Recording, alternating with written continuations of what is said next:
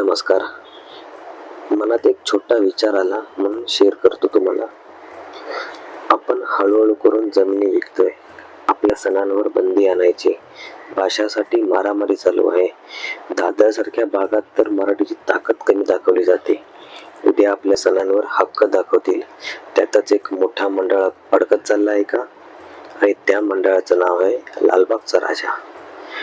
अनंत अंबानी हा एक लाडवलेला मुलगा असला तरी महाराष्ट्र आणि मुंबईच्या मंडळांनी सावधगिरी बाळगली पाहिजे. त्याचे लाड पुरवा, मात्र सर्वच नाही. काही गोष्टी नाकारायला सुद्धा शिकलं पाहिजे. स्पॉन्सरशिप आहे तिथपर्यंत ठीक आहे, मात्र मंडळाचा मालकी हक्क कधीही गमावू नका.